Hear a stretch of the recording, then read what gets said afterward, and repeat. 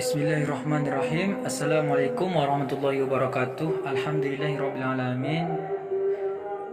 Wa nahi nasta'in wala umurid dunia waddin. Telah diberikannya kita kesehatan dan nikmat serta bisa berpuasa di bulan yang suci yang dan barokah ini. Dan tidak lupa pula kita bersolawat kepada Nabi Allah Nabi Muhammad SAW dengan melafazkan Allahumma sholli ala sayyidina Muhammad wa ala sayyidina Muhammad. Baiklah, kami dari kelompok 3 geomorfologi umum dengan judul tenaga dan proses geomorfik dan menganalisis proses eksogenetik yang beranggotakan Rosita Yani Putri dan Muhammad Azlan Syah. Adapun rangkaian presentasi kami yang pertama yaitu pembacaan definisi morfologi yang akan dibacakan Muhammad Azlan Syah, dan pembacaan materi selanjutnya yaitu klasifikasi macam-macam tenaga eksogen yang akan dibacakan oleh Rosita Yani Putri. Baik, definisi morfologi. Apa itu geomorfologi? Adalah ilmu tentang roman muka bumi beserta aspek-aspek yang mempengaruhinya. Geomorfologi ini bisa juga merupakan salah satu bagian dari geografi. Proses geomorfologi keberagaman bentuk muka bumi disebabkan oleh kekuatan besar yang bekerja pada muka bumi. Kekuatan itu disebut tenaga geologi. Tenaga geologi pada dasarnya dibedakan atas dua macam, yaitu tenaga endogen dan tenaga eksogen. Tenaga endogen adalah tenaga yang berasal dari dalam bumi, dan sebaliknya tenaga eksogen adalah tenaga yang berasal dari luar permukaan bumi. Tenaga eksogen dapat menyebabkan relief permukaan bumi berubah. Proses perubahan muka bumi dapat berlangsung secara mekanis, biologis, maupun secara kimiawi. Tenaga eksogen ini menyebabkan terjadinya pelapukan, erosi, gerak massa batuan, dan sedimentasi yang bersifat merusak bentuk permukaan bumi. Proses eksogenik disebabkan oleh suatu tenaga yang disebut tenaga eksogen. Tenaga ini beberapa diantaranya yaitu air yang mengalir di permukaan bumi, angin yang bertiup, gletser yang bergerak, gelombang dan arus laut, penyinaran matahari, hujan, salju, perubahan temperatur, dan lain sebagainya. Tenaga eksogen inilah yang menyebabkan perubahan bentuk muka bumi yang bersifatnya agradasi maupun degradasi. Pengertian tenaga eksogen. Tenaga eksogen yaitu tenaga dari luar permukaan bumi sanggup berubah bentuk permukaan bumi hasil pembentukan tenaga endogen. Eksogen inilah yang mengubah permukaan relief bumi. Ada yang permukaannya tinggi, contohnya gunung, dan ada pula yang permukaannya rendah, contohnya laut. Terdapat dua jenis geomorfologi, yaitu geomorfologi degradasi merupakan suatu proses perubahan relief permukaan bumi yang ditandai dengan turunnya ketinggian dari permukaan bumi tersebut, dan yang kedua yaitu geomorfologi agregasi merupakan proses perubahan relief permukaan bumi yang ditandai dengan naiknya, bertambah atau tingginya suatu permukaan bumi. Baiklah, adapun materi yang selanjutnya akan dibacakan oleh Rosita Yani Putri. Kepadanya kami persilakan. Warahmatullahi wabarakatuh. Nama saya Rosita Yani Putri. Saya akan menjelaskan tentang macam-macam jenis tenaga endogen.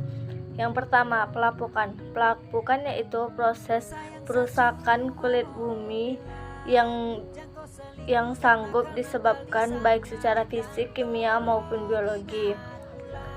Proses perusakan yang terjadi sanggup berupa alterasi atau perubahan komposisi material dan fraginasi atau pemisahan kristal dari larutan magma, batuan ataupun material lainnya di atas atau bersahabat permukaan bumi yang disebabkan oleh beberapa faktor, ibarat cuaca dan iklim, perubahan suhu, temperatur, unsur kimia